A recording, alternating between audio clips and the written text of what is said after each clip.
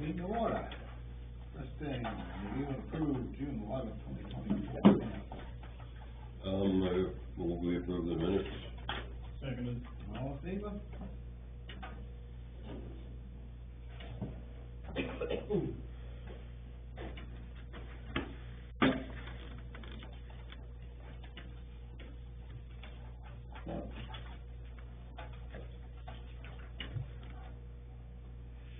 You good? Haven't seen you for a while. It's been busy times. Yeah.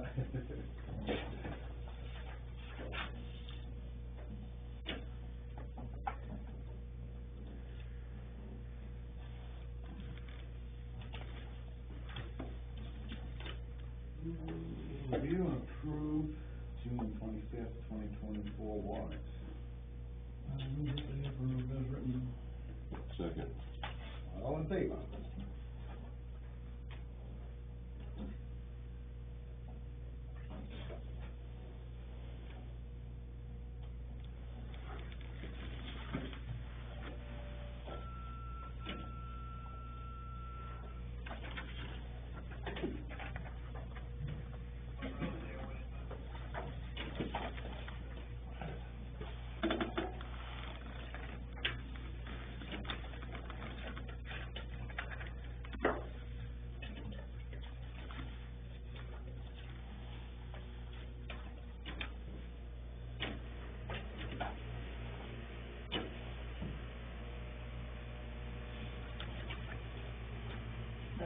Second. Yeah. Pelham County Regional Section Supplement.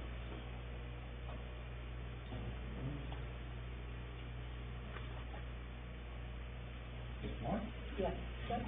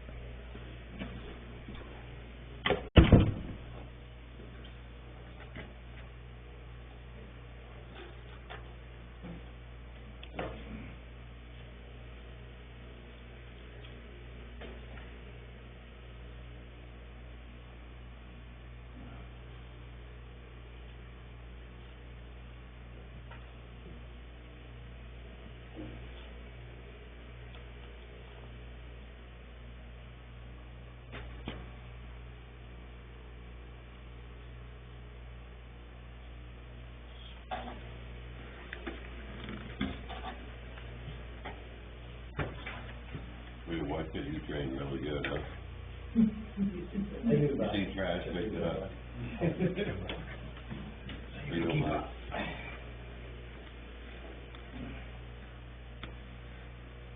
I don't pick things up, the kids get a little carried away with stuff. Got it. It gets a little overwhelming at times.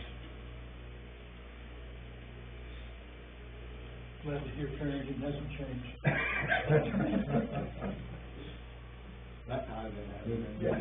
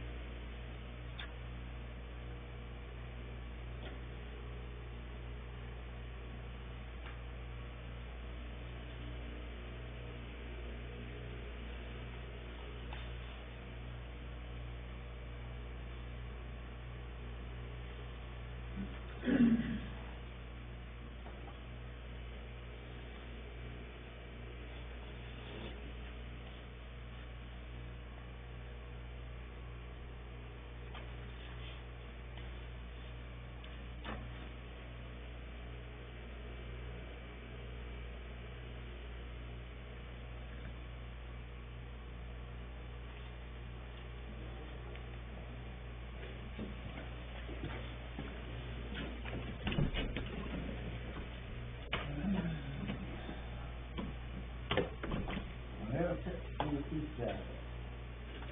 I'm still in gravel. I, sent Dale some of the street, so I got back, way back when.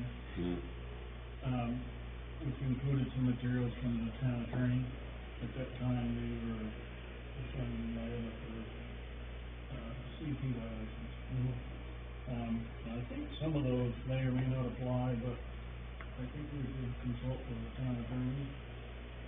Yeah. Yeah, just don't automatically approve it. Right. Right. So, And given my history, what I know about it, yeah. might be stuff we don't know about, you know. There's a long history of the town of Marietta, so, Yeah. I think we should probably have an executive session with ourselves, and the town attorney. Talk about it, just to make sure, we understand our position. I would agree with that. So, maybe before the next meeting, we can. Something. Sounds good.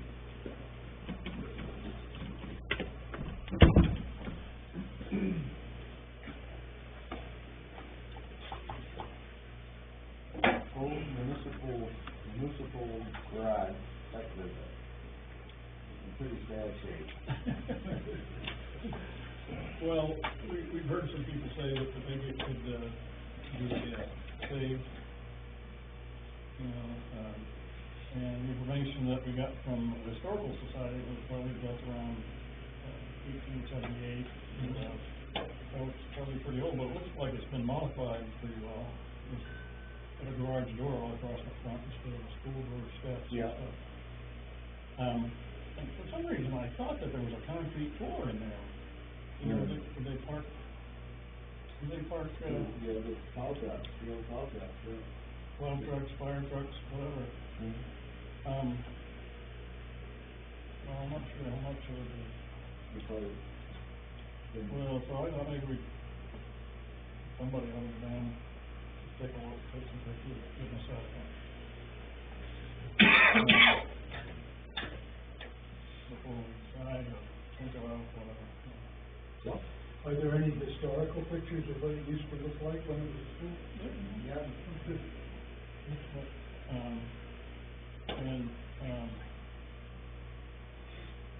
The pictures of teacher and kid standing in front of it, I think, Yeah, great. So you know what it should look like? Yeah. Yeah. But, you know, the buildings are morphable, and it looks like it's morphed, so. I know the one that we had on that property, they did the same thing, was that plow trucks and had to reinforce the floor. So the board, the probably the same thing there. Well, I don't know, you know, I'll, see if I can get somebody from the fire department to open it up and let me look at it. I got key. Yep. Any day of the week, Alright, anytime, alright, just give me a shout. I'll go down and take a look, see what I think, you know, and we'll go come along. It's, so when I walked with him through it, it's basically the bottom sill, which appears to be like a 6x6 or 8x8, something like that, is pretty much started to rot and roll outwards, which is shifting basically the bottom half of the wall out, and that's what's creating the walls to kind of roll and bow out a little bit. And that's basically both sides of it. And it's on the front half. The back half's not as bad because that's the addition. And it does have a concrete floor in it. looks like it was hand poured and hand floated by John Jacob and the neighbor, and Like in my barn. Is there any kind of foundation under it? I think it's all sitting on cement. Old granite blocks maybe, or? I think it is actually on granite blocks around the outside, and then that block, and then the beams on top of the granite. I think you're right. I can't exactly recall, but I do remember. I think you are right, though. Anytime you want to go look at it, Okay, give me a shout. sometime here next week, so. Yeah. If I'm available for us next week, anytime, this week, so good. Give me a shout. Shoot me a text. And I can meet you. 1, 2, 3, all, one at a time, I don't care, however you want to do it. When you guys go, let me get moving on too, because I'm not able to. Okay. Like I said, just give me a shout. I could be. Okay. Alternative estate tax deferment, title 62, 72, and 62, 32. Remove, replace information on town website. So at the town meeting, we talked about the fact that the state tax deferment, or tax stabilization program, I think is what they call it, was canceled. And so, what that program did was what people's assessment at the 2022 level, I think. And so this year, people's tax are gonna be based on the 2024 assessment, which is April 3rd. And so people are gonna see a couple years jump instead of just the annual increases. And we were asked if there were any programs that the town could implement, and there are a couple that the town can do by passing an ordinance. And the 6272 number, I think there's actually 71. The state has a program all laid out that the town can pass as an ordinance that's very specific on how it works and how, but it's based on age. I think also you have to be a homestead owner and a number of other things,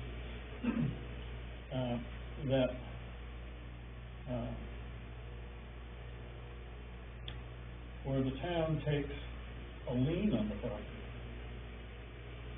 So if we give them they don't have to pay the taxes to you, but we take a lien on the amount of the taxes plus, I think we charge them the percentage that we charge people who are late, plus another 0.5%.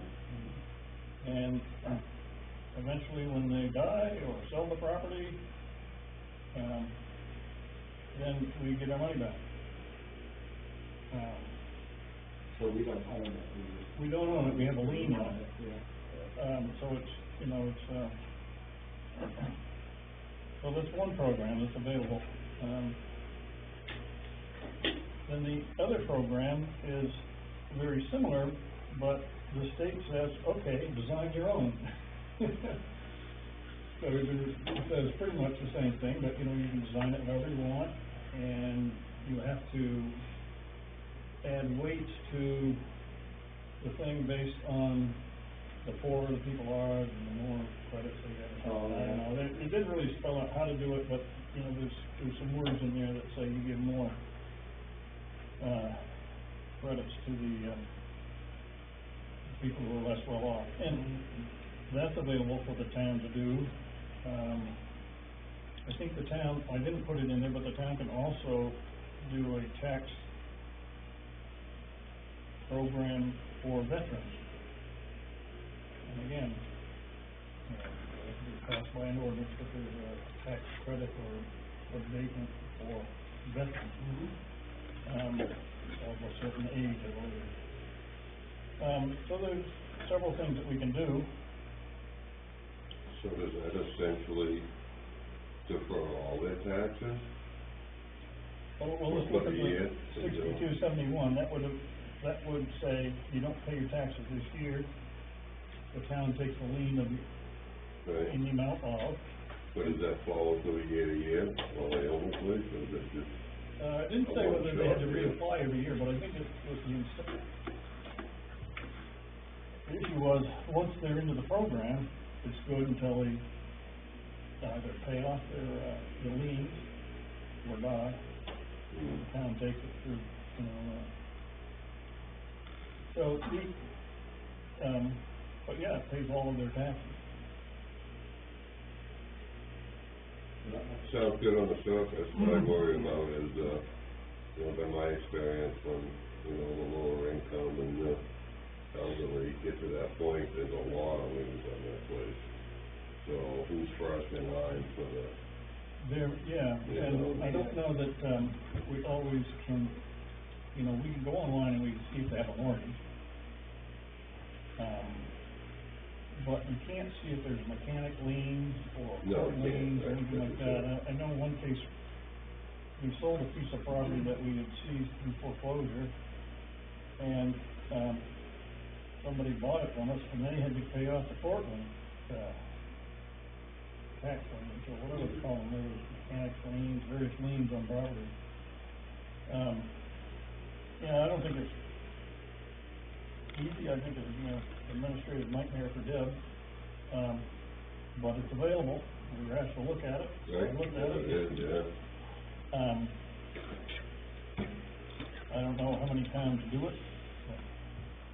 The first one, actually, looks like the town can make some decent savings on money, you know, I think right now our, what we charge on unpaid taxes is 7%, that's what we just approved, wasn't it? The state says you could charge up to 8.5%, Okay. and then you add the extra 0.5% on there, you know, it's pretty good return on your money right now. But, So that's accumulate year after year, though? the interest accumulates, the unpaid amount, Yeah. you know, it's, This year they owe 2,000, next year they're gonna, another 2,000, so that's, but plus the interest on that, Yeah. So 12 years and you lose your house. right, yeah. Yeah. I mean, it depends on how long it takes, you know, it could. Depending on what the What the property- house is worth, too. yeah. And I don't know, you know, how many people would want to participate. There's also a state program that, is in place, and it's been there for a number of years now, that allows you to, if you meet the criteria, and that was in that other email that I sent to the assessing agent about a particular person that's been foreclosed. And I'm discussing it, there's a program that allows you to sign up with the state for them to pay your taxes. Okay? And then the state takes the lien, Yeah. and, That's the one that's like a reverse mortgage? it is, Yeah. it's like a reverse mortgage, which this is kind of like a reverse mortgage. Every time you borrow money from the town, you know, Yeah. you take a lien on it. So And these will take an ordinance to implement and then. these two would, I think, and the veterans one would require town ordinance. So you have to vote on it at the town level. Sounds like if you use it, it's going to the state program, let them do all the work. But I don't think everybody, is eligible for either, or they have their own particulars about, I think one is 70 years, one is 60, one is, 65 or disabled, I don't know. Oh, yeah. There's all kinds of different rules. Yeah. You have to own your property, fee simple, so on and so forth. Town wouldn't get any money on the deal if the state took it over. Right, yeah. Well, we would get the annual taxes. Yeah. They would, Yeah. The state pays us the taxes for the and then individual. they'll take whatever county flex goes along with it. The state then will, whenever something happens when the property is sold or the person's estate is settled, the state will get their share. I have tried to suggest that to some people who have come to us for property abatements, We got on, oh, hell no. Don't wanna do that. Right. Just don't have to pay taxes. Yeah, there would have to be a last resort for people, which, Yeah. you know, obviously there may be a couple that are interested in it, But, there it is, looked at it. I'm not advocating that we move on either one of them, I think they're complex, to manage.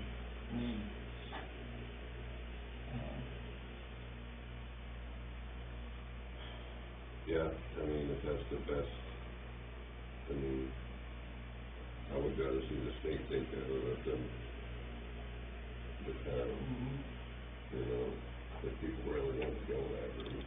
What happens is if the town takes the lien, we forego the taxes for that year. If the state does it, we get the taxes. Right, That's what I mean. yeah. With no guarantee we're really gonna get our money at the end of it, Yeah, it's a little, you know. And the state gets figured, not you guys. Right. Yeah. Definitely something to think about. Yeah. What foreclosures review? Something that. we need to have voted by October first. So you wanna set up a hearing on it?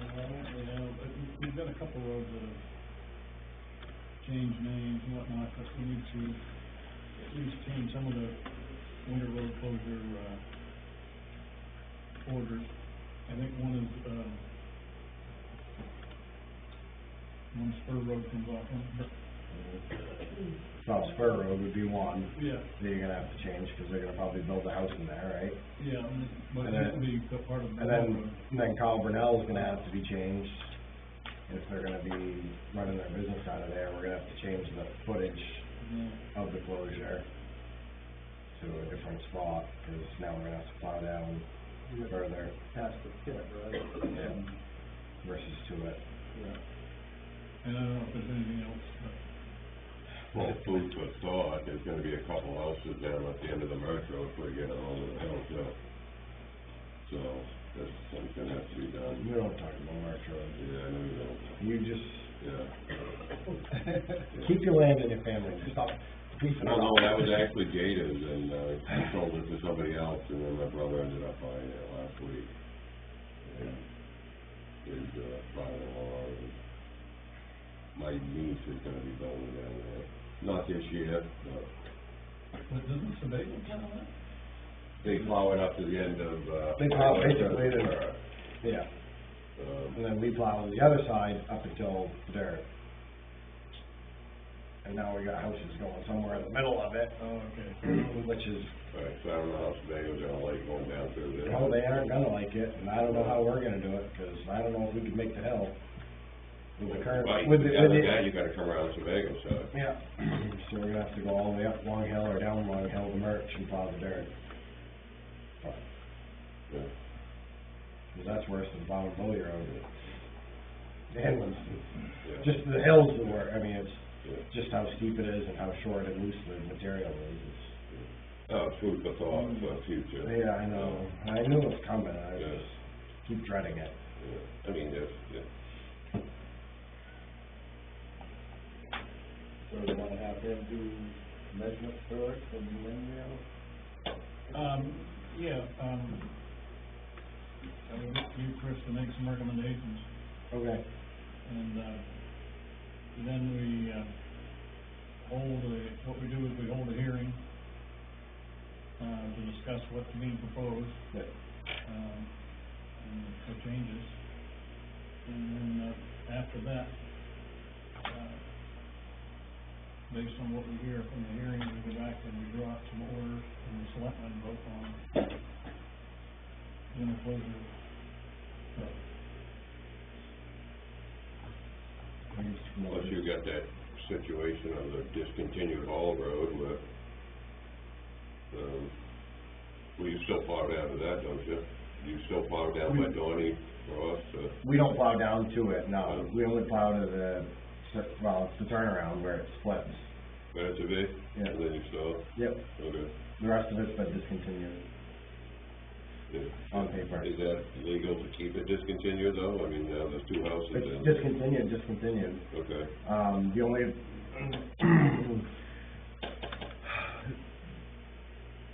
as far as I know, after, and Mike might be able to help me with this too, is after two houses, then it becomes a subdevelopment, and then it's a whole nother ballgame on road widths and everything like that, 'cause it's discontinued road, so it's, we have no jurisdiction over it at all.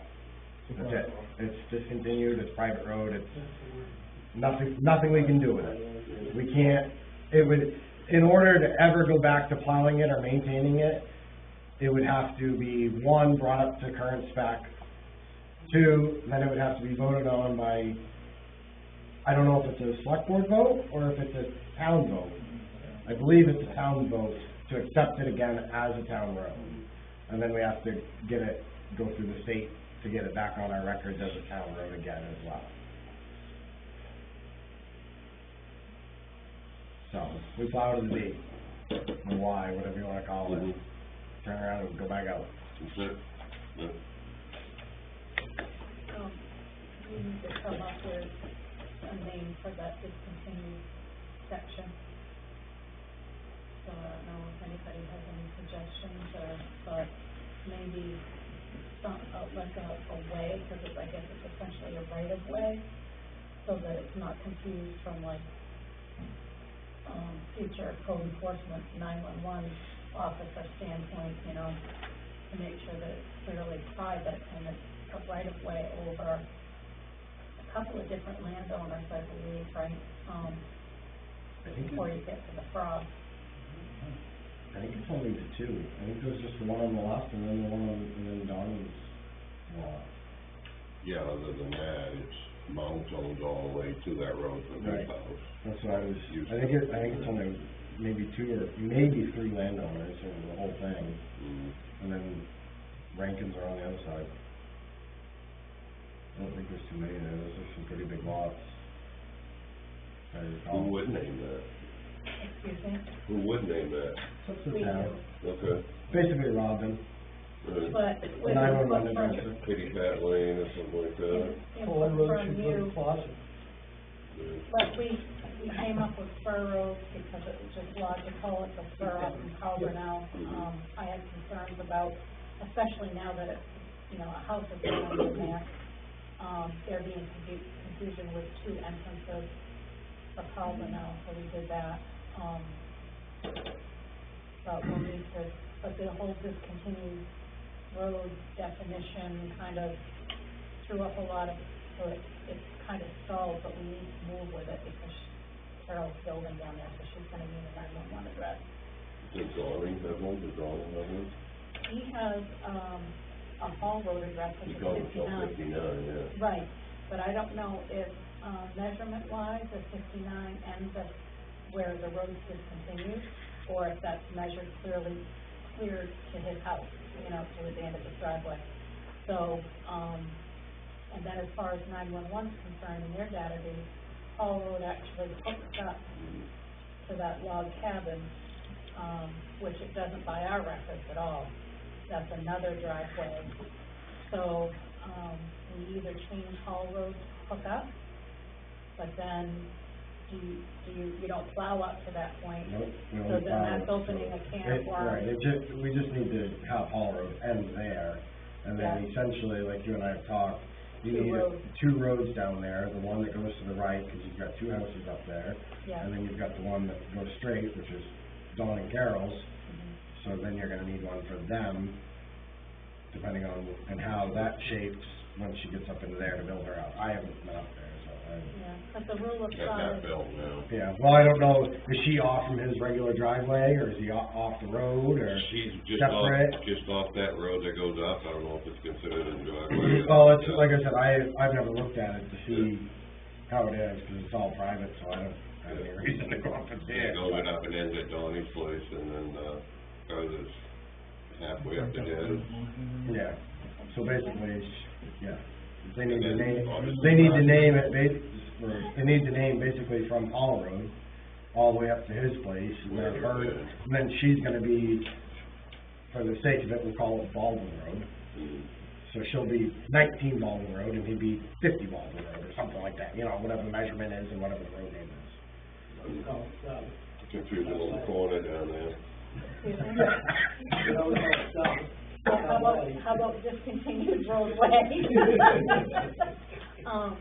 Yeah, so, the rule of thumb usually is 2 or more, you have a name, Okay. but, so that means 2 different names, and if his driveway is technically before hers, so his number would come before hers, but at any rate, we need to come up with a couple of different names probably, and then we have to notify all these people that, Your house's address is changed. yeah, Yeah. which doesn't seem to be like a big deal for the Frost, from what Carol said, but the other folks might not Yeah, be they've impressed been there with for the a long idea. time, Mhm. What do they call it? Hall Road. Oh, Yeah, they have their mailboxes down there, and so, Hmm. Okay, well, maybe sometime afternoon we can run it. Come up with something, at the start. did it have another name once upon a time years ago? Well, the other side of it, Doctors. Partridge, yeah. And Well, that people was- always come down through that trail down. Right. Carol, yeah, the, Yeah. That was, the only names I ever found for it was Partridge and Holland. Yeah, so this, like from here to the door is Partridge Lane, so we're gonna go Hall Road, something way, and then Partridge Lane. I mean, it's a path, like, you could literally take probably a 4-wheeler or whatever from, You can get a tractor through it, yeah. It wouldn't take much to open it up for plowing. private road. I know. I'm just joking, Chris. I stand my ground. It's a private road. We do enough driveways, so to speak, already. You wouldn't have to turn around, is what I'm getting at. We don't plow Partridge, so I guess I would. Well, it's good that we're discussing it now, because it looks like it's gonna be a long one. Okay. Afternoon, we'll brainstorm some names for that road, or ways, or whatever. yeah. And then Chris, you give us some, I'll get you some measurements on those next 2, and yep, we'll get them squared away.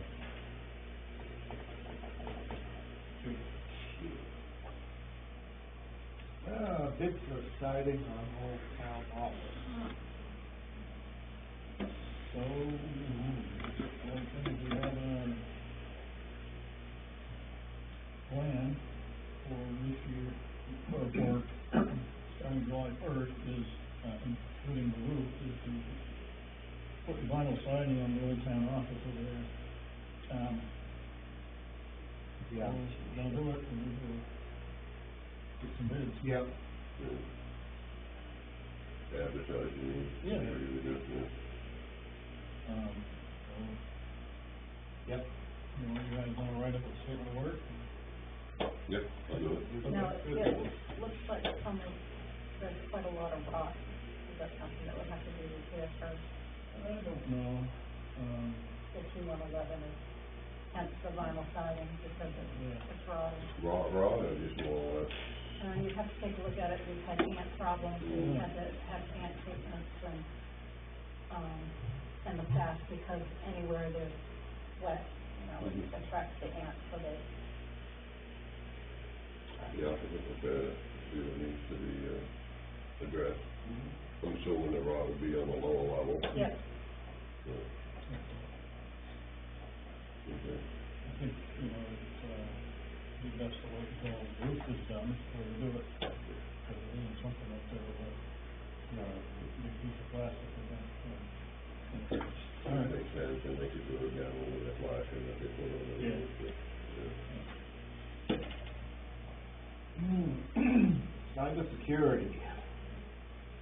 MMA, is that something in it for that, I'm sure it will. Yeah. Well, it's something that we don't currently have coverage for because we don't meet the criteria. They want a specific policy which, has stricter guidelines. They want like an authentication app, password restrictions in terms of, how frequently you can change the password. I think we may be able to, just like with ordinances a little bit, kind of work within the parameters, but try to make it work for us, because when your screen times out on you every 30 seconds, it's not fun when you're trying to work. So things like that, and for the policy, and then they had recommended like training videos, a webinar type thing, but it would entail our IT person making some changes on the computers and. It's, some of it is just practices. People who have access to data or emails that might transfer, viruses into the system or whatever. You have to understand the system and know where those are. Now, I think most of everything we do through email, I don't think gets transferred into the systems. But I don't know. I can tell you though that my son works in IT for a business, and he said it is just horrendous out there. The cyber attacks are just varying in the private industry now and government entities as well. So it'd be best to just take at least some minimum steps to fend it off. And there's some very simple things that's in that policy statement that we could do. I think I sent it out with it. Updating passwords. Making sure the passwords are not something that are easily guessed. Yeah. Changing them once a year. Things like that. Yeah, so where I work, we have to get into our system, we have to go through port tokens, and we have to get a token number to put in when we first sign in the morning, but then we have to change it like every 6 weeks, your password. Yes. And we set it so that it doesn't time out. Right, yeah. It was doing that, and it's like, well, we have IT that comes in, and we also have to take a training once a year through HUD. It's called cybersecurity, and it goes through different things, and you have to take in, get so many correct before you can pass the thing. But, Yeah. When I log on to Cumberland County, I have the second step authentication there, where it's the token. So they put a little F. I just click on it and it times out after so many seconds. and It's not fast enough. it will reissue you another one. Yes. Ours is on our work phone, our work cell phone. The token, where we have the token, because we couldn't have it on the same computer that we had. I know personally, everything that I do online, financially requires some kind of an authentication step. And, Depends on the code.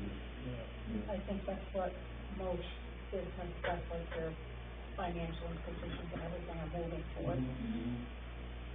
To verify, it was initially you had to confirm that you weren't a robot. Now, it's this two-step authenticator app thingy. I'll pull up the thing that I think about. That's what they sent to us when we did the risk management Right. renewal. I'll print that out again, take a look at it, and maybe highlight some of the easy stuff in there, and get started. We are going to be transitioning here within the next year or so with Trio, with the software that the town office primarily uses. We have access to it as well, but it's what they have to have. They're transitioning out of what they call SQL to a remote version, doing away with the older version. So with remote access, you have to have tighter security. Remote into things, it's all web-based, basically, which there's pros to that too. I mean, that could work from home, some, on things, and, everything's on the cloud.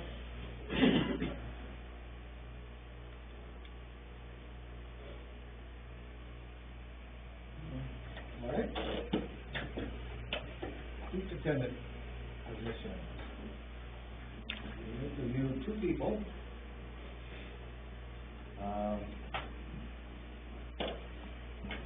Kind of second one better.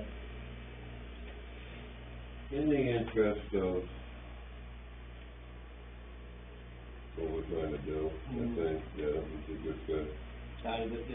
Yeah. So,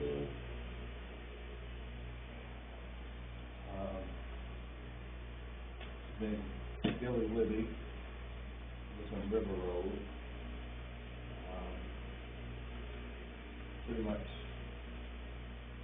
available in the afternoons. So if he did his job, he'd probably take the morning shift and take the afternoon one. he said he wouldn't mind working a weekend or something like that, Yeah. a day here or there, I don't know. Probably something, you and he can work out and work out your hours. Try not to overlap each other too much and be there at the same time.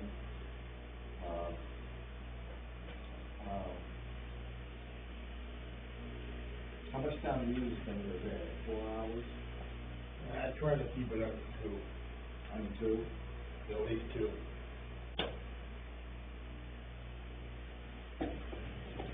We fit for him be 4 hours, maybe 2 to 6. Cause he gets out of work at 1. And he said he could be here at 2, so that's probably usually the busiest time though, in the afternoon.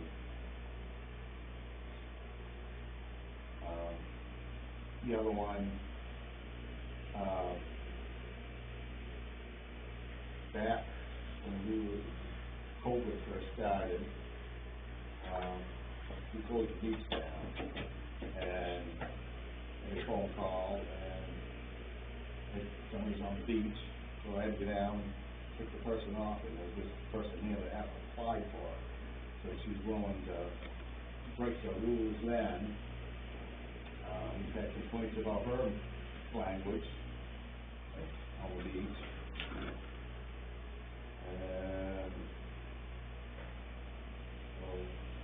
I don't know, Betty was pretty good. yeah, she was. Just saying, Yeah. there's a history there. Yeah. And there's too much hard feelings in him and her. I think even after we interviewed her, she got her stickers, but she refused to put them on, just to torment him. So, to get him going, I think that's start a fight. So,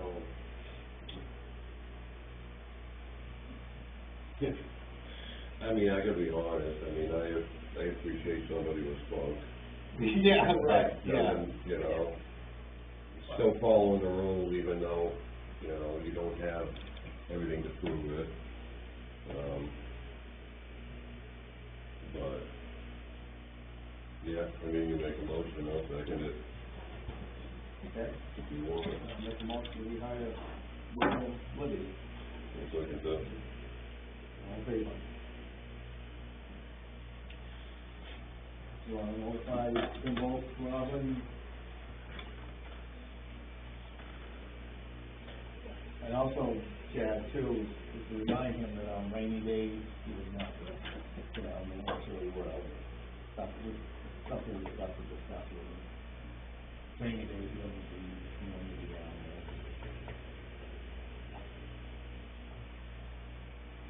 there. Copies of code books.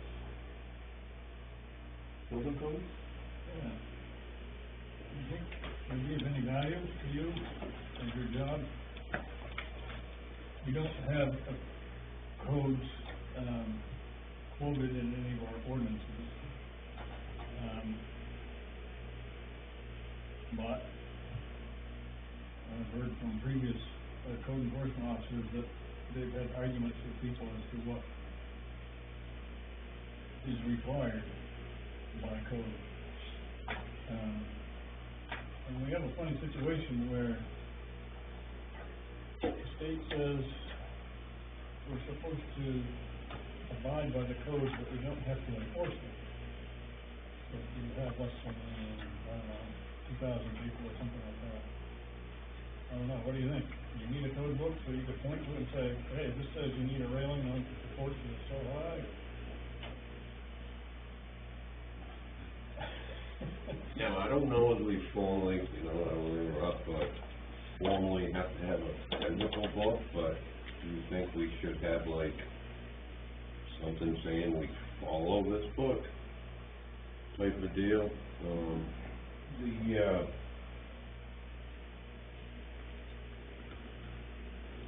Everything is just scattered everywhere.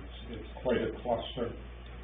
And the first thing that I had to learn when I came in, and thank God I had a little bit of experience to figure it out, because you could not take an individual that didn't have any code experience, and I'm talking about many years, to figure this stuff out.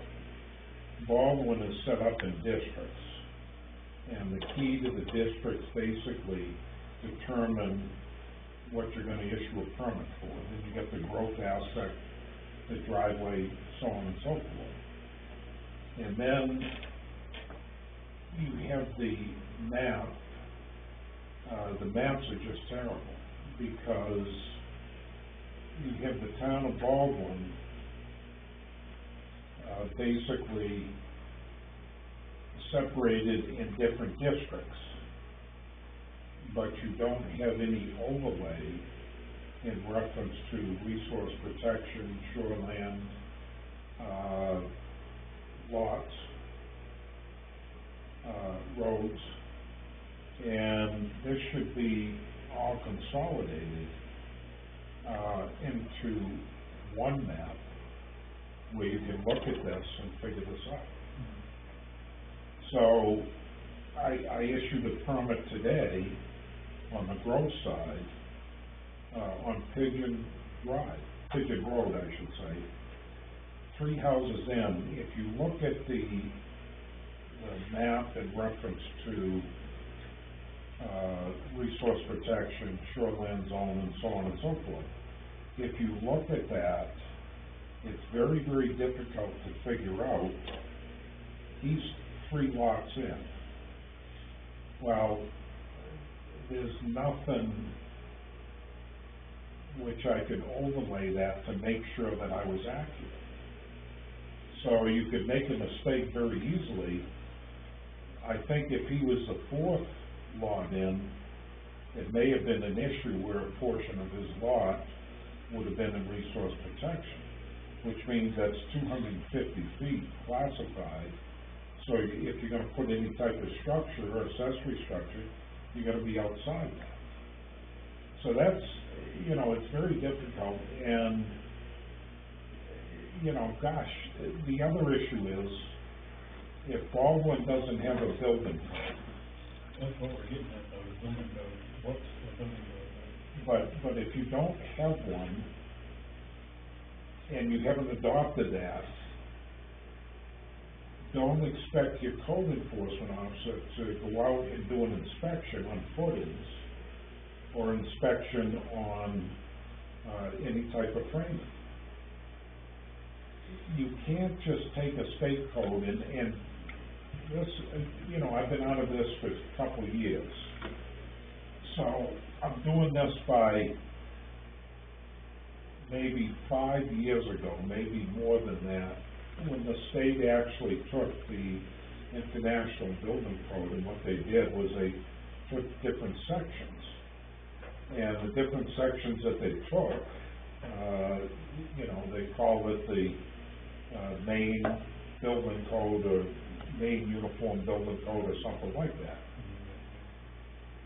And they presented that to the towns, and they said, look, if your population is 4,000 or less, you don't have to adopt this.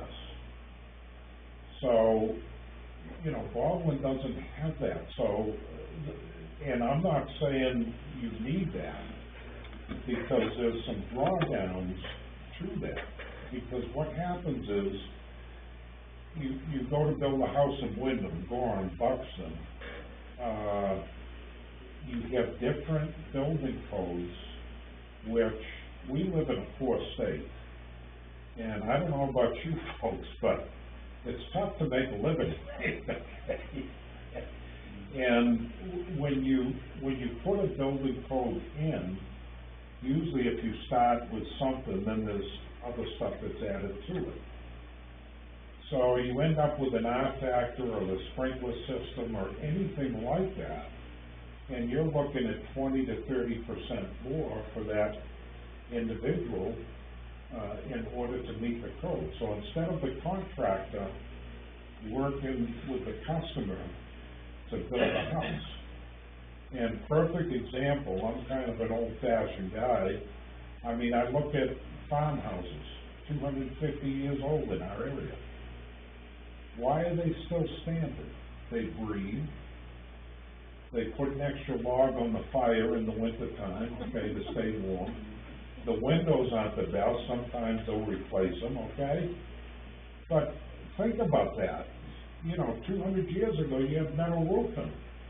And the engineers said, well, geez, you know, we ought to have asphalt because those metal roofings, I mean, they get rusty. And then all of a sudden, everybody's going metal roofing.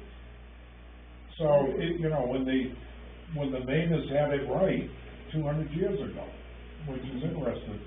So you gotta give that some consideration. So in the ordinance, and I hope I'm not taking up too much time with it. No, I'm just going off on a, and just tell me to keep quiet. So, in the ordinance, you basically have an occupancy permit.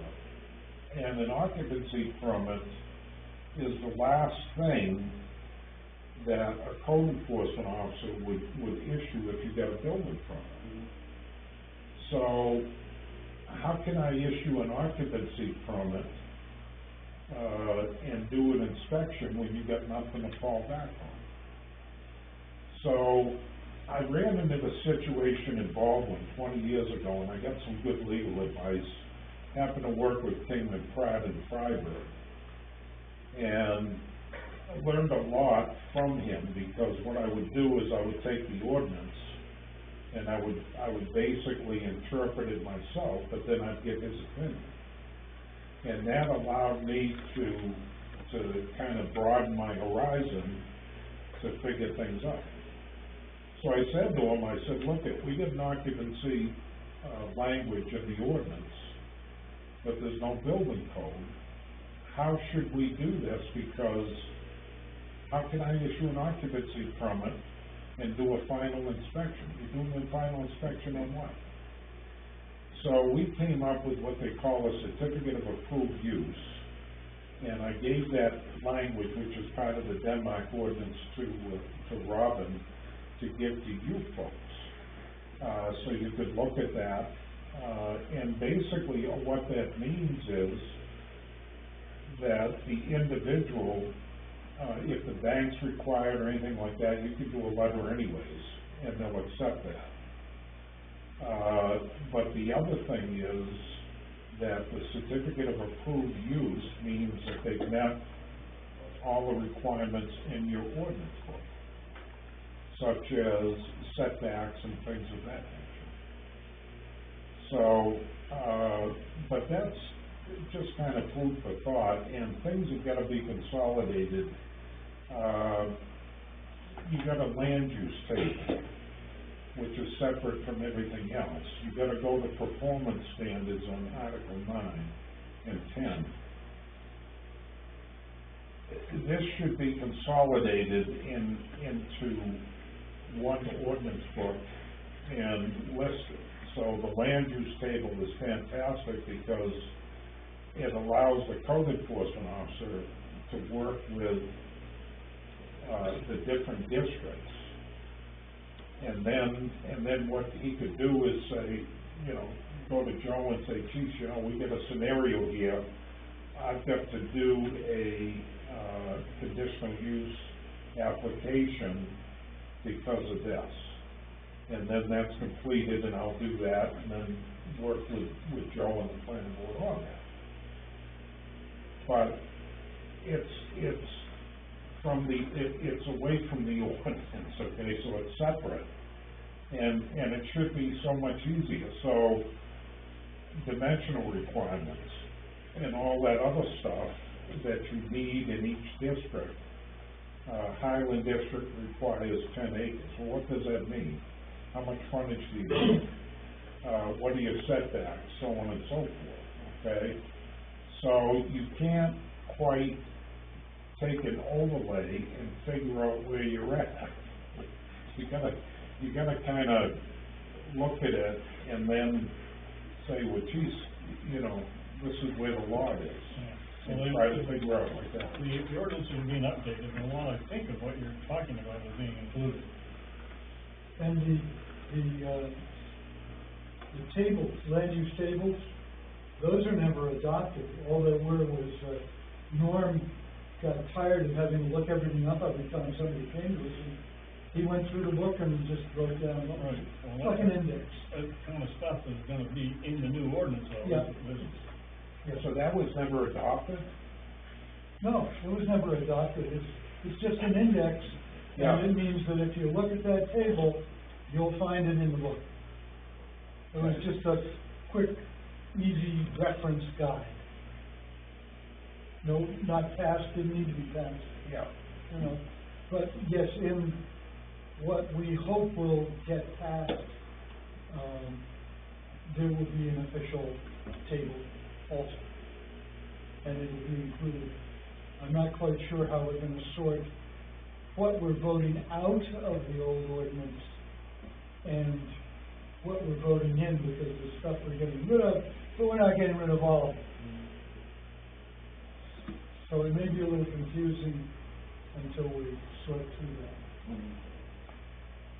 I know Southern Maine would, you're using them, and that's good, because they've been very good at that Yeah. stuff. Yeah. But that's just my opinion. My goodness, this is a cluster, and it's gotta get consolidated, and, you know, the next code enforcement officer coming in, if he doesn't have experience and has worked a little bit, and the good thing is, some of the stuff that I took to court, I got the experience, you know, on that side and what I had to do. But if I didn't have that experience on that legal side, then I'd have a difficult time to interpret what you have. And you would have to rely on a lawyer to run that by and say, well, what do you think of this? And, you know, and a lot of times you get into definitions, and trying to figure that out in reference to this section of the ordinance. I'm thinking like,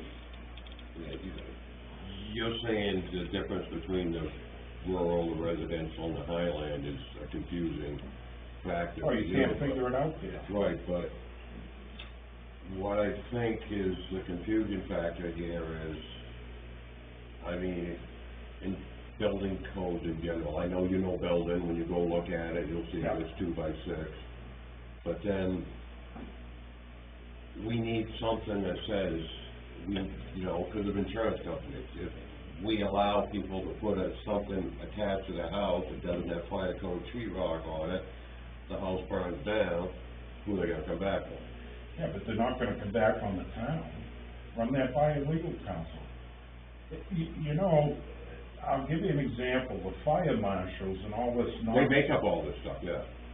I'm telling you, a lot of this stuff occurred back many years ago to give you an example, they were trying to push on the state level, and that was during the Obama years, on the federal side, to require every single individual that had a home to put a sprinkler system in.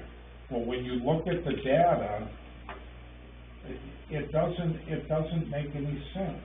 You're spending an additional $40,000 to $50,000 as a customer, for what?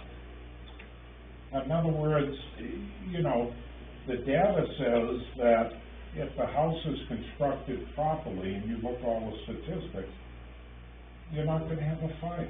And I totally appreciate what you're saying, because Yeah. I deal with permits all the time, and they drive me Exactly. insane. But if we don't have something that says something, then say a guy wants to build his house out of 2x4s, put 2x4 insulation in. Come to the town of Baldwin, we have to approve it because we don't have a code saying differently. Yeah, but so what? So, I don't know. Yeah, I said, so what? I disagree. You know, what I'm trying to say is you can't, you know, you can't basically, if you had a building code, I would enforce it, okay? In other words, I would enforce some of it. Mhm. But trust me, it concerns me because I think you end up, and folks get something in place, and then you end up like a window, or you end up like a Gorham, Mhm. or Buxton, where you're adding additional stuff to this, costing the consumer all kinds of money. And they can't afford it. So, I remember going to town meeting in maybe 99 or 2000, and the town adopted BOCA, I think it was BOCA 98. So we do have a building code. Okay. I haven't seen it, but that would be nice if there was. Yeah, I mean, you know, somebody has to go through all the town reports, Yeah. and I'm just saying, approximately, I can't name the year, but I remember the controversy, and I remember doing it. I remember the book. The only thing I'm concerned about is, you know, I know the common sense thing, and that's the approach I take to things. But what if you get somebody that says, I don't give a crap, I'm gonna do whatever I want, I'm gonna use 2x4 roof rafters? You wouldn't approve that, but the way you're talking, you would almost have to, because there's no code. Well, you'd have to basically not take a position as a code enforcement officer. And, you know, I mean, you know, you could suggest and say, well, geez, you know, this is probably how you should do it. So are you saying in your experience, we could write our own type of code, just, you know, because it's like an insurance company, Yeah. guy only wants to put in one door when he needs to. He doesn't have to put in any egress window if he doesn't. Well, think of it this way, You know, that's when the insurance company's gonna start. I don't know if you realize this or not, but you know, if you look at some of the building code, okay? So, let's say you attach a garage, and you've got a door which goes into the kitchen, okay? So the door that you have that going into the kitchen is basically supposed to be on the fireproof side, right? Not supposed to have a window. Well, How do you know if there's a fire out there? what's that? How do you know if there's a fire out there? That's what you're getting at, right? Or basically, you think about this, say somebody's breaking in, I can tell you one thing, I don't want a solid door there. I want a window, because I wanna see what's going on. Yeah. Do you see what I'm saying? I mean. I totally appreciate it, but Yeah. all I'm thinking is just the problems that could arise from such a lackadaisical approach to how they get built, you know? Insurance companies and the fire marshals want a lot of stuff adopted, and they were pushing, you know, 10, 15 years ago, every structure would basically have a sprinkler system. You know, it's like, well, show me the data whereby there's an issue or a problem, that needs to be addressed here. As of now, that's an optional ordinance that you can accept or you could reject it in any code book. You can take portions, and I'm doing this because this was a while back that I reviewed this, but you can take portions, because that's what they did as part of the main, code book, building code book. They took portions out of the international code book. It's like the plumbing stuff. The condensed red book that I have on internal and external plumbing, all that came from the international plumbing code. So they took things out of that, the main book, and stuck it in there, and they did the same thing on the building side. But the towns would have had to adopt them, and you've gotta be specific.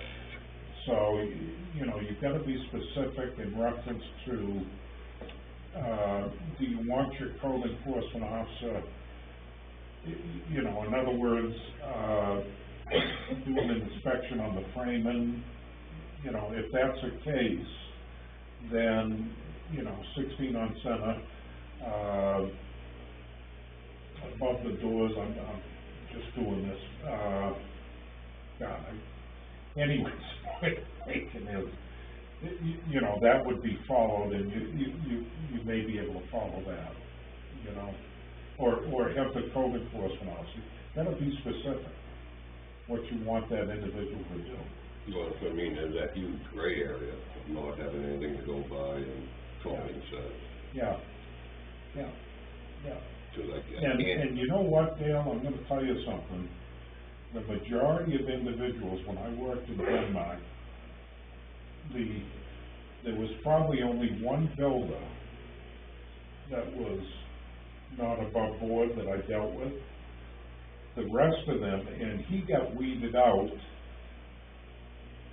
when things got good. So there's a perfect example, nobody would hire him. It doesn't take long. You know, whether it's Baldwin, Denmark, Freiburg, Lovell, boy, I'll tell you, it doesn't take long for word to get out that, you know, this guy is doing shoddy work, and, you know, boy, it doesn't take long. So I never had to tell any of the contractors, you know, you gotta do it this way or that way.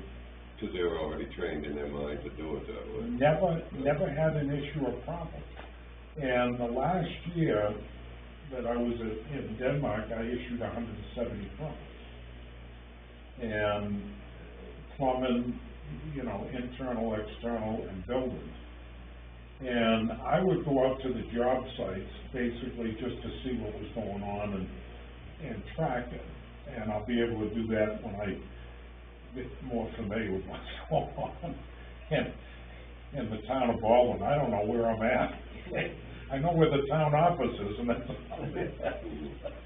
So I gotta get used to that. But, yeah, most of the stuff, Dale, that I saw, never an issue or problem. And there was one individual, and he didn't last but maybe a year and a half. Right. You know. No, and then like, you know, I hate to keep going back, so I Yeah. agree with common sense, Yeah. but what kind of safeguard can we put in place where Joe homeowner decides to build his own garage, Yeah. set it on dirt, and, you know, and I guess it's, but Sometimes you just can't stop that either, you know, I mean, sometimes you just have no control, and if you, you know, most individuals that I've worked with, if you treat them decent and stuff, especially the contractors, they're pretty good. In other words, they reciprocate, they appreciate, you know, and you mention something to them or whatever. I never had an issue or problem, never. And because I treated the contractors and all the folks with respect. You know, they gotta make payroll. You know, they've got those are the folks that make the community. And they go to Jim Bob's or go to the whistle stop up here and buy gas, You know, they have to pay their taxes, raise their families, so I never had an issue or a problem, you know. And the stuff wasn't shoddy, it was pretty good work that was going on that I saw, you know. But you're gonna always run into a scenario where somebody's a jerk to you no matter what, you know, and run into that quite a bit. I mean, not quite a bit, you know, at different times. I mean, we've been this long without one, But but, and the thing is, I mean, if you wanna go down that road, I'll work with you folks and figure this out with you. I'll If do you some don't- research, to What's see if that? I can find at town meeting where a code was adopted. I'll do some research to see. Yeah, yeah. So Bill, it's my understanding that you're concerned about liability perhaps for the town if we, Allow right, somebody to do And whatever I they think want, what- and then something happens, and then the insurance company gets ahold of it, they're not gonna pay money, who are they gonna look for? right. But Somebody I to be think liable. what Mike's saying is the agreement between the homeowner and the contractor, and that's where the liability lies. Not that's necessarily usually with where the it town. falls, Dale. But, I mean, get a legal opinion from your counsel. I hear But this over and over again that the town. What's that? I hear this over and over again that the town will be responsible for allowing people to do things. For the most part, they're not. Okay. Yeah, I just know how insurance companies work. But like you know. Mike said, talk to legal counsel, you know, if it's, Yeah, no, to I'm find all out for where the we can- I think- because Yeah. I hate permits, I hate the state telling me what I have to Yeah. do, you know, I just don't do without it altogether. If I wanna put a deck out back in my house, I shouldn't have to jump through hoops to do it, Yeah. but Yeah, just remember, you gotta see me now, Dale. well, don't be coming to my house. There might be a couple things there. Those are, you're building to move to another building. All the bedrooms in the basement with just the little windows. You know, no, I appreciate that, but yeah, if we find out if we Yeah. actually did, then, you know, I trust your memory. And at least it gives us something, Yeah, you know. it's a starting place. Yeah. So I'll do whatever you ask me to do, Dale, and work with you, and, you know, try to help you out as best as I can. Well, I'm not pushing for it, but Yeah. you know, Yeah. in this position, I have to think Yeah. outside the box, not just as Yeah. a builder, you know. Yeah, To me, I'd love no code, just go build it, not do it right, and, Oh, you sure. know, we move on with our life, but yeah, there's always them bad eggs that are gonna yeah. cause the issues for us, you know. Yeah, and just by experience, I mean, I ran into very little. Yeah. I really did, and once you get into it, I mean, the folks that are in our area, they survive because they do good work. I mean, and they get weeded out real quick. I mean, this isn't a private metropolis, you know? So, you know, and it's tough to make a living, so, you know. Okay. Guess a little more research is. And I'm sorry to get off on a tangent. Yeah, no, And well, that's what the question was about, do you need code books to reference The answer is yes. to know, you know, what the building code would require if we required one. Yeah, yeah. I mean, you know that anyway, it's just a matter of it's not right there in front of you. Well, I'm starting to get to know this, but I gotta go here, I gotta go there. I gotta figure out where I'm at on the district. You know, the mapped lots, are not posted on one map. You got resource protection, you know, I mean, it's a cluster. Yeah, the zoning is a cluster. What's that? The zoning is. Yeah, yeah, so, I guess the caution is that the tax maps don't necessarily indicate where the property is located on the ground. yeah, and that's a problem. Yeah. Because you know, one thing that the code enforcement officer with me is not gonna do is, I'm not gonna play surveyor. Right, you should have to, That's when we get the town of Baldwin in trouble, okay? When I go down and say, oh, by the way, you know, I'll take a measurement on this, yeah, right. yeah, I mean, but most of the time, there's not even any points on anybody's land street or reference. Exactly, yeah. I mean, at that point, I feel the homeowners, the landowners would have to duke it out. you Sure. know, Because, Yeah, exactly, yeah, definitely, so. But when it comes to the map, Michael is pretty much echoing John's sentiment in terms of the map. You know, everybody liked when O'Donnell had the, district overlaid on the map. It kind of took the question out of it, so to speak, you know, when it was all on one map, you could see. And again, it's not exact, but it gives you a general idea that Joe Schmo's map, such and such lot, such and such is, well, half of it's in the Highland District and half of it's not, or not at all. So it was helpful. It kind of helped a little bit, I guess, more than what we have now. All right, any more questions? no, We got, okay. One of the other things that Mike had talked about was, whether we should have an executive session concerning a discussion we had with, the sheriff's deputies. And I think I forwarded a bit of that to you. And, I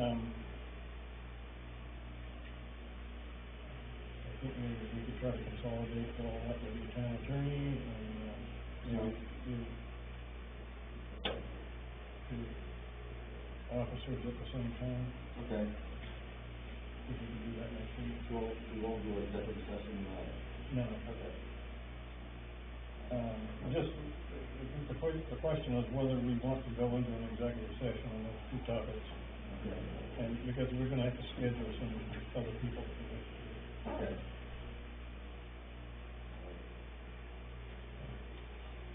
Well, we got the, C.M. Brown contract this time.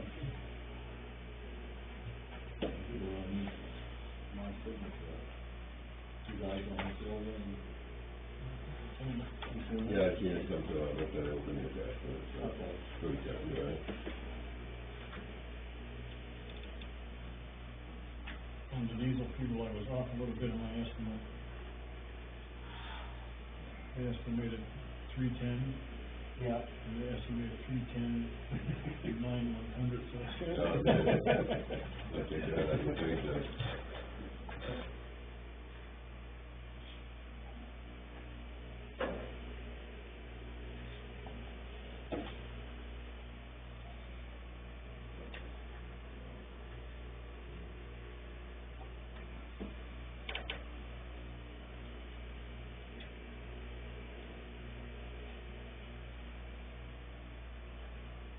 Before you run off, I want to talk to you a little bit about permanent envelope, so. Okay. Just remember, I can't give you a senior citizen discount. I'm looking at And I won't give you a hard time, I promise, okay? pretty cut and dry, it's on my own land.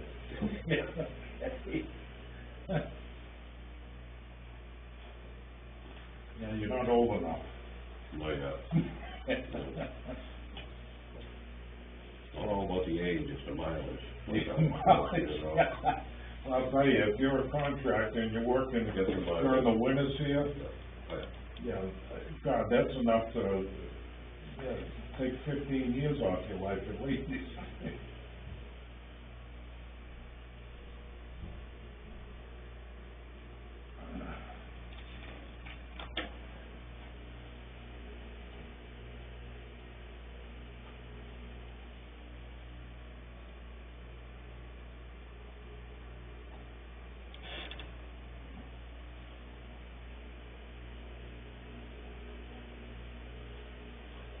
What about that cemetery plot that we all, they spoke the email that it was like 15 that we had to sign Yep. off on, is that? They're right there, yeah. Okay, that's something to do, son?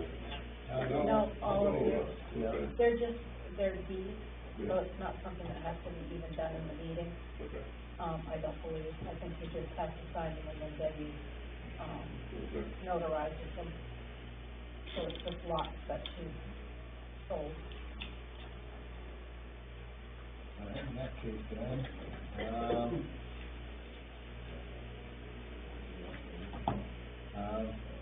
reminders, we got coming up?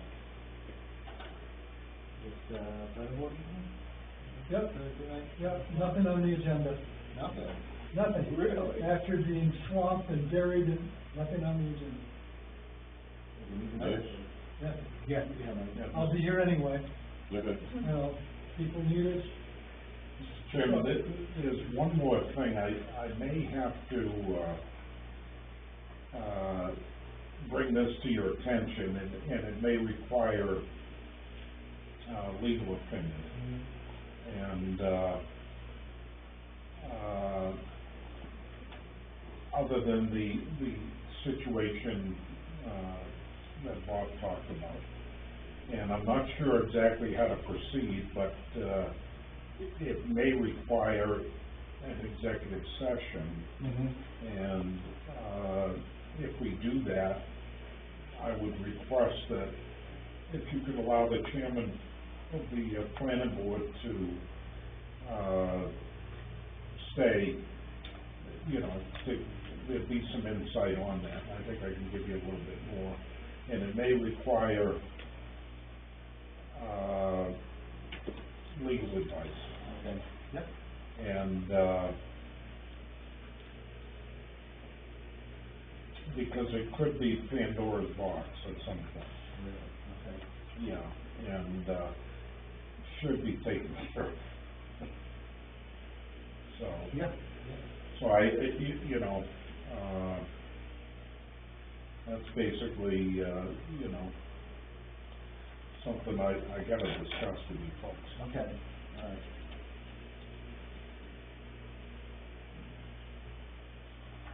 Joe? Yeah, unfortunately, we've touched on this all along, but that just means it's real. The maps, the assessing maps.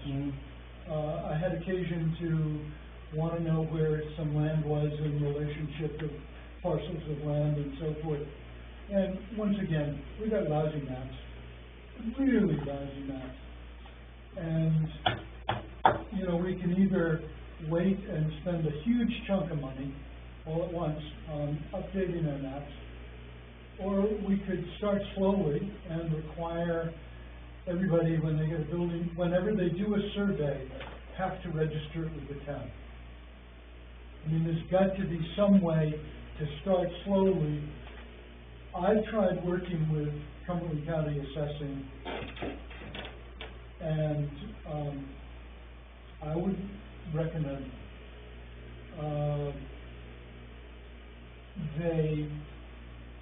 I've given them free access to all the surveying that I've had done, and they can't get that right. They can't transfer my survey to the tax map. To me, that's pretty straightforward. I'm not talking about a bunch of little houses you gotta figure out. I'm talking about a 600-acre chunk here, a 300-acre chunk there, and they can't get the shape right. Well, in order to do that, you'd have to change the shape of everything beside it, and that seems to be. Oh, that'll be work. Too much work, Oh, my God. right. Yeah, They just want some money, they don't wanna. yeah, and so it gets worse and worse and worse all the time. I agree. I'm not a fan of Cumberland County Assessing. So- Yeah. I mean, I'm just bringing it up and saying, well, maybe this is one of those things every 6 months or so, I'll bring it up again. You know, but it's gotta be faced at some point by the town.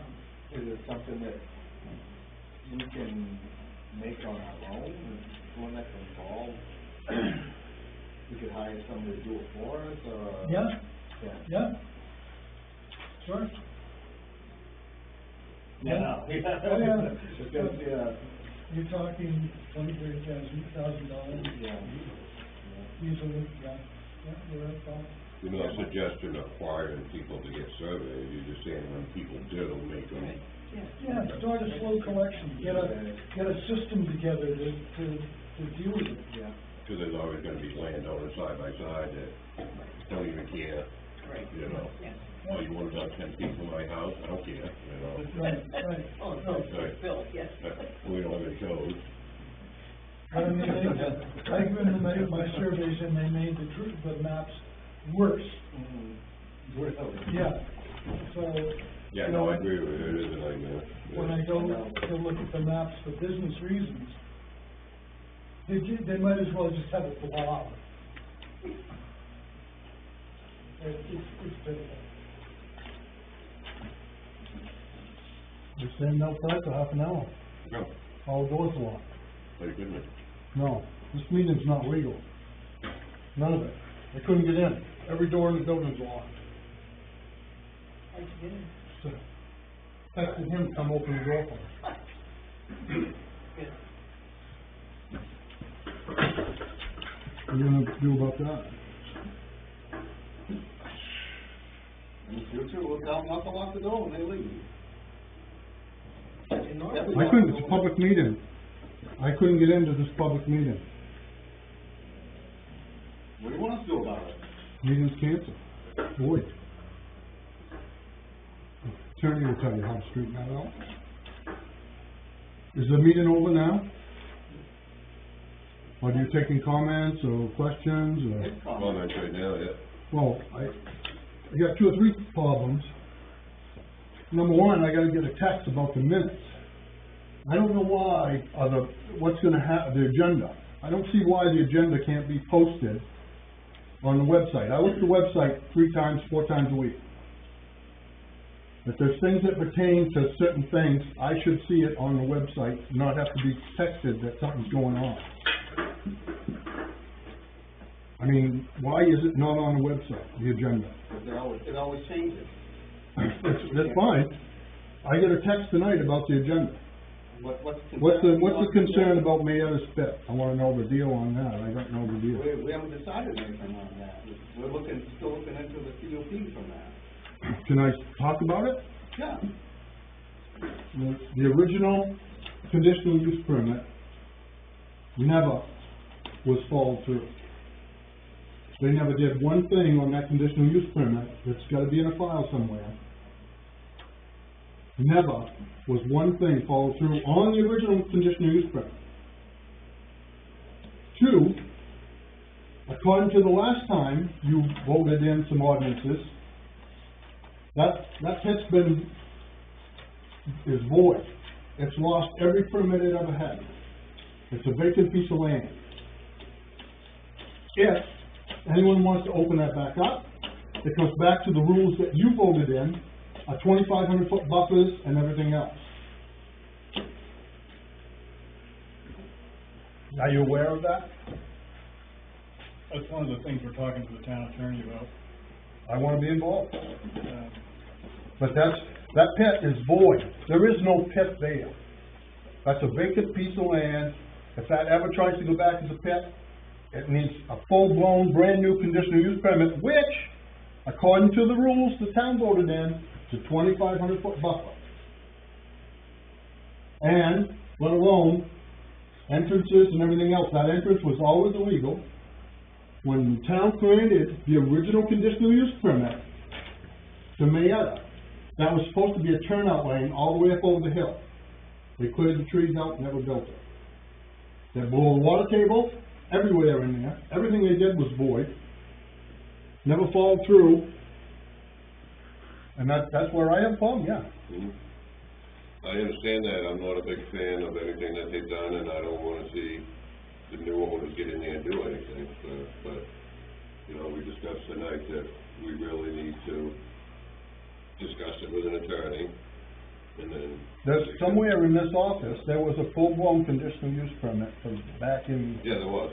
80s Yeah. or something. Not one fact of that was followed through. It was in phases and supposed to be done just so, but then, anyway, the last time Gorham Sand came in this town, you know, there was a big moratorium, 2,500-foot buffers. You've let some other pits happen through technicality of famine, which I'm gonna be famine probably soon, but you know, it's 2,500-foot buffer to the property line. For any pit, Any pit, that was voted in. not just a quarry, just any pit. That's right. Well, quarry pit, I think anything, yeah. My understanding, the way I read that. No, I don't think so. I think it's, if you're doing, you know, quarrying, that's one thing, but just harvesting gravel off the land is something else. I read it the other way, or I would have had some other interest in town. Yeah. But I read it to be a 2,500-foot buffer, which basically what was accomplished through that moratorium in the town was, we don't have to worry about this again. And you got it passed, and, I think the way the ordinance is being read, and you can verify, Joe, is that quarrying is separate from harvesting gravel. But, you know, that exists. Essentially, and, That's exactly what they're doing now. yeah, no 2,500-foot buffers in.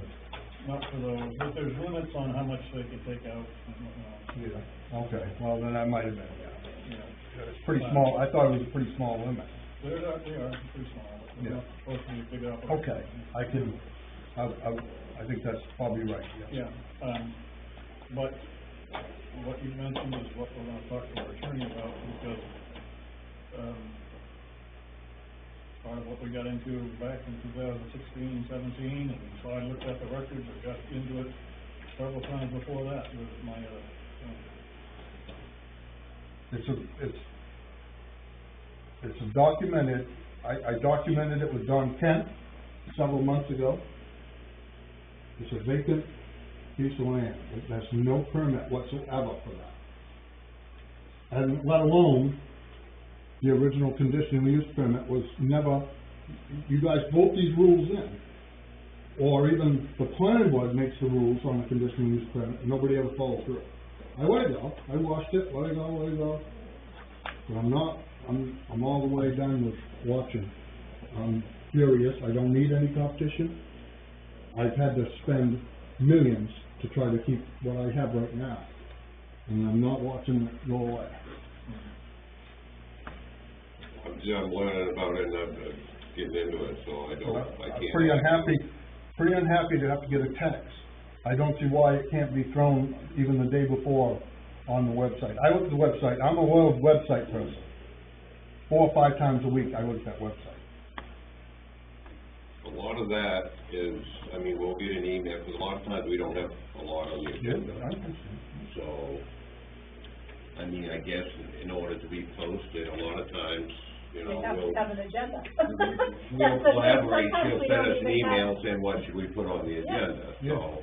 Yeah, Best case scenario, I guess, it could go on Monday night or even Tuesday. even if it was during the day Tuesday, I feel like I had some, why do I wanna attend meetings that doesn't contain Some anything? towns post an agenda a week Yes. or longer from their previous, they have, you know, like old business, new business that they're working on, and they post it from meeting to meeting the next day.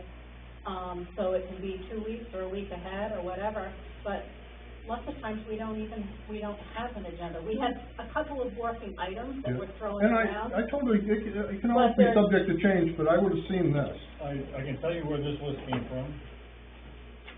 I sat down this morning and I went through all my previous notes from the last 2 months and said, what is it that we've talked about but haven't really addressed in full? And we need to put it officially on the agenda and talk about it. So he gave me the list. This morning. Yeah, and I looked at the website today, but and then, you know, I come down, I stand out there 30 minutes, checked every door in the building. I'm sorry about that.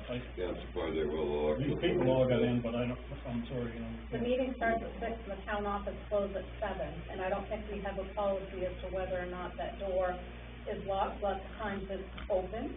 So I don't know if we actually have a policy as to whether or not it locks when they leave at 7, do we? Well, they shouldn't lock it if they're still here. I don't Well, know. We don't- all right, let me get my hot side down on that. I was pretty frustrated, because, wow. Yeah, you wanna come say something, you can't get in, I get it, yeah. But, yeah. But, I would like to hear, you know, I'd like to be involved. I understand this stuff. I understand where it's at. And I know it's been for sale, and, Well, all we discussed tonight was we need to seek legal counsel. You know, we're not in favor of it, against it, whatever. no, you can't be, no, it's not. But it's not, it is not a pit. It's just a vacant piece of land. Mhm. And, you know, your code enforcement officer verified that several months ago. But, and according to that ordinance, when it sits for so long, it loses its permit.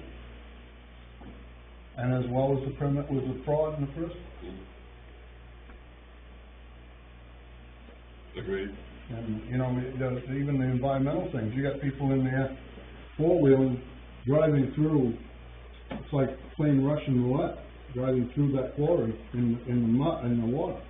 You know, we run the quarry, you know, you don't know what's in the water, and they were ATVing through 3-4 feet of water.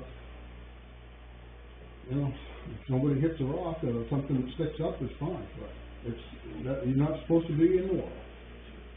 No, it's understood that my edit didn't follow the proper Right. procedure. But in order to cover our rear end, we have to seek legal counsel on. No, I'm fine. I'm fine. I get it, I get your frustration, Steve. No, I'm fine. I'm just trying to make awareness, okay? Just trying to make awareness. We are aware. Okay. And I know this buffer thing. No, they're not giving a free ride or anything like that, it's not like, I mean, it's 2,500 foot buffer to property line, is that right, Joe? For a quarry. For a quarry. Okay. There's no gravel in there. Yeah, well, no, But- but I don't know the difference. And I mean, that's what they're after, is going to gravel the quarry, because they couldn't do it up on Sheep Mountain, understood. all right, thank you. As far as the planning board is concerned, they're supposed to come back every year with an evaluation from Sebago Technics, saying how much of the quarry is open and how much has been completed, and how they're doing on restoration and so forth. You guys haven't seen the plan in years, we haven't seen the plan in years. We've seen anything since we, required them to do that phase restoration. Yeah, we haven't seen them. And that was, I think, maybe 2017, maybe, when we were in court with them. Yeah, no, it's lost every part of what it had. So now it's brand new. Yep, a different story. It would be a different story. I can say that, these guys can't say that. They gotta consult a lawyer. Yeah. Well, we just know that if, you know, we just make a decision, then going to the gravel boys are gonna come. Yeah. I don't know what they were asking for, honestly, I didn't get that part. I think they're just looking into buying it, aren't they? I know they're. As far as I know, that's all it is. They don't have any rock. Yeah. Yeah, they lost that on Sebago, and they need. They're buying their They're assets. buying it. I wouldn't think it would be good for those solar panels right next door either. You know, blasting, yeah, so, I'm not for it. Well, I don't think there's a lot that can be done other than the ordinance that already exists, which basically, when they gave up the one on, No new forward. down here on, On Brown Road. Brown Road, Yep. you know, there got to be a moratorium, and then that new ordinance got passed, and they left. And it is a substantial ordinance, I mean, I've joked about it, That wasn't Gorham Sand and Gravel, that was. yes, no, it was what I'm saying. What I The remember, brother, not um, Gorham Sand and Gravel, but the brother.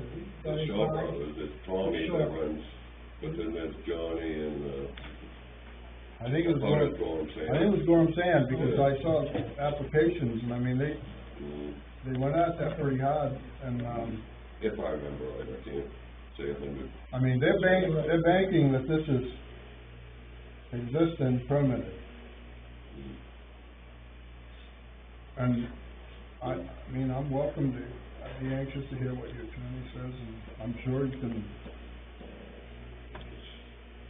Should be null and void, you know?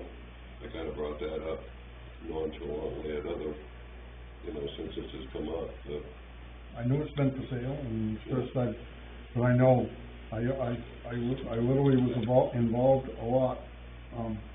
I actually stuck up for Mayetta on that, and those guys just, they didn't do anything. he dug a lot of holes, They didn't do anything they said they were gonna do. And, burned a lot of bridges. I mean, I know that I hauled stuff out of there, but that road it's hard to get on 113, and they cleared the turnout. They cleared it up through the woods, they never constructed it, but there was a full-blown, merging lane to go back up over the hill. But that's gone. I mean, that's all gone. I think the old one is, no sense to even dig it out probably, because I believe it's void. I mean, in respect to your concern, I guess if I see it come up, I could shoot you a text saying we're gonna be talking about it. I mean, I'm not saying that somebody's doing wrong with it, but I do look, I'm one of these people that look at the website, Mm. Mm. at least, and probably I shouldn't, but at least 3-4 times, maybe 5 times a week. I mean, I throw it up, I just, and if I saw something that, I feel better about it. Well, I can tell you, Steve, that And I'm happy to post an agenda if we have one. but, and certainly, That's all I'm saying, because I- you can joke and say, anytime you shoot something my way, I try to make it Yeah. happen. but certainly you can, it has to be subject to change, or this didn't happen, or that, but at And that's least, what's clearly at written. least to give somebody a little bit of a, instead of seeing a text come across my phone while I was at dinner in Naples and say, wow. Understood. Yeah. Thank you. I mean, we have such a rolling with the punches type of thing, it's like, I looked at this today, and it's like, I don't think, it's like, I could say the last week we got one thing on it. I don't think that's bad, that's not what I'm saying, I mean, but certainly if I had, I'd feel better, but then I got thinking about it on the way back, and I thought, well, it must be a planning board meeting, and then, no, Tuesday, it's select board meeting, so I didn't get where Mayetta was coming from, where this is all coming from. This is just the first initial, their request to see if they can, whatever they won't, I don't wanna put it, what they can do. It's not really sand and gravel. So then it gets brought to our attention, we put it on, talk about it, reach out to the lawyer, so, Trying to stay ahead of it. yeah, it's in a process, yeah. We Fine. Not gonna let anybody roll over us, but, no. Thank you, appreciate your time. We don't want to be coming out today, though. Yeah. That's, I know, what you're doing. That it? Anything else you got? No, thank you, appreciate Sorry, you the bill was listening. a lot, and Well, I know, and I didn't even know what the town office number was. Yeah, I don't know. I looked at my phone, and I just, what? And I thought, well, I must go in this one, well, they go in the middle one, they were all, Really, I'm gonna shoot you a text, so you send me a bill, I know you probably don't have my address, but I still owe you, but. I don't know, they'll figure it out, I don't pay attention to that, no. Okay. One of those. I'll send it to Donna. you got anything else? No, I'm good, thank you. Matt. Made my point, I'll get back to you in 6 months. Kathy? That's good, thank you. Sam, all set, thanks. Mary Ellen? Okay. So, Chad? When you gonna have them start building around the beach? So I can, you know, just kinda go over whatever. Good question. We start as soon as possible, and team up with, Chad at some point. Are you, receptive to me giving your number to him so that you can Yeah. we'll do that. meet up and decide what time is convenient for both of you to meet? I can, just in case you don't be, that's his problem, not gonna be. I think that my personal opinion is it would be good for you to have numbers for one another anyway, so you can be in communication, but that way you can sort out, when, you know, when he'll start and you can meet up and kind of review things. Are you cool with that? Yeah. Okay. Yeah. I'll reach out to him tomorrow. All right. Yep. Yeah. So, Bruce? Graham Road. Yeah, I went up and looked at it, it washed out this last snowstorm, So, Oh, too much yeah. today. Okay, that's right, so we had, so we're working our way that way. They were up on Bowie Road yesterday and up on Saddleback today. They're working their way across Saddleback, gonna go down Mountain Road and get to Grand Road and we'll get it over. Looks like you just gotta fill it in. Yeah, I mean, that culvert needs to be replaced. It's gonna be nothing we're gonna do. Right. We're gonna have to put that culvert out to bid. It's a 4-foot culvert, there's a little stream, brook, whatever you wanna call it, running through there. It's deep in the ground, it's gonna be nothing the town can tackle Yeah. with the equipment we have. We can bring trucks, we can, put it out to bid, whatever, we can run our trucks and haul gravel for the road is doing the job or whatever. Easy enough, but it's just, we're not gonna be able to set the hole, set it in the ground at all.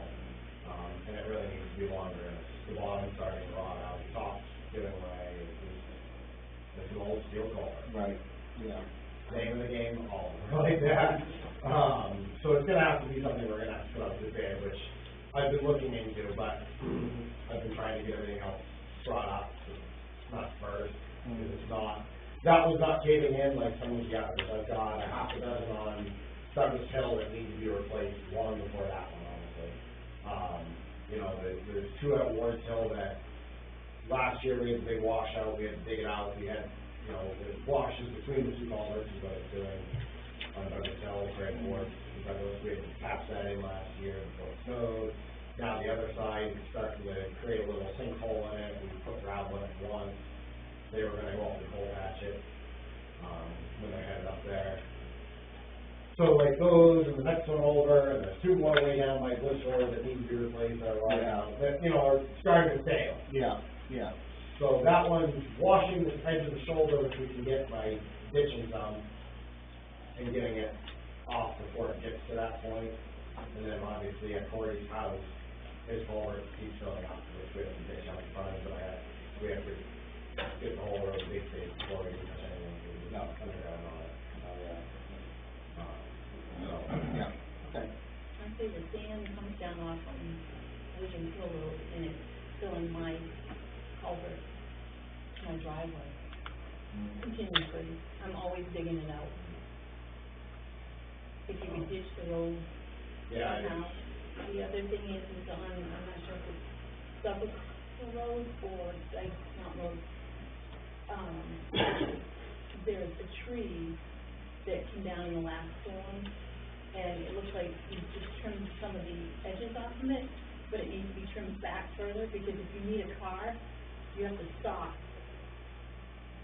I don't know exactly where it is, but I know there You was would've one, passed it. that came down You would have this passed weekend it. that I had to take the back up on Friday night and push out of the I was road. gonna say, you would have passed it yesterday when we were headed back. They were on hold.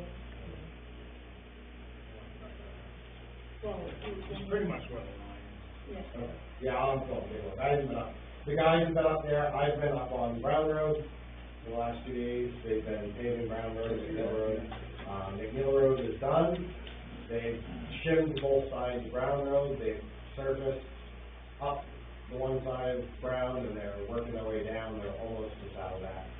So by, I bet lunchtime tomorrow, as long as the roads stay dry and everything like that, they'll be right on it first thing in the morning, and they'll have that completed, and they'll be done. And then we have to go back to shoulder and gravel and do all that kind of stuff afterwards, but it's, they did a pretty good, decent job shimming it, got a lot of the rough spots out in the top surface, the next surface that they're putting on, getting the rest of it out, it rides real nice. Not bad for a good layer of lipstick on it. Yeah.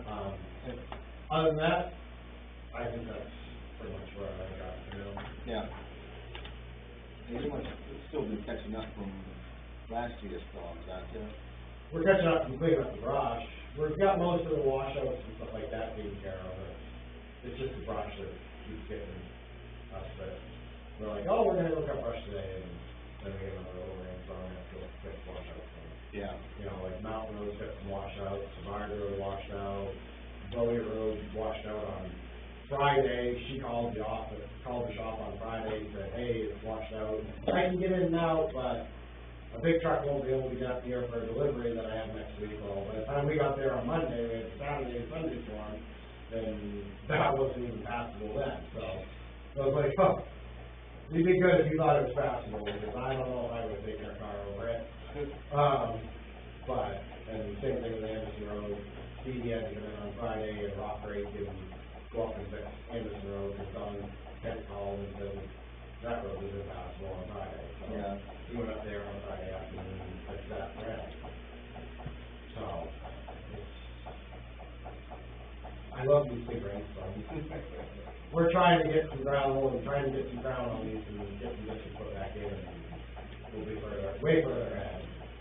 I took some of that fill you guys put in across the firehouse. Yeah. And dumped down there, I took some of that and I put up that little road between the house and you got this big maple there, goes up Yeah. the back field Yeah. there. And that washed away. I'm sure it did. All that's left is the rocks. Perfect, that's what you need in the days anyways. Try again. Roots exposing again from that maple. Yeah, try again, so it doesn't take much to wash that stuff away. It doesn't, No. But, for all hopes, FR Carroll will meet their deadline of Monday morning, because they should be done tomorrow, so. Then it's just a matter of getting back a fair shoulder in it and putting some Yeah. stuff back down, and it came out better than I expected. That it? I think so. Nothing, Larry? Nothing? You good? I'm all set. You both, adjourn? Move to adjourn. Second? Thank you.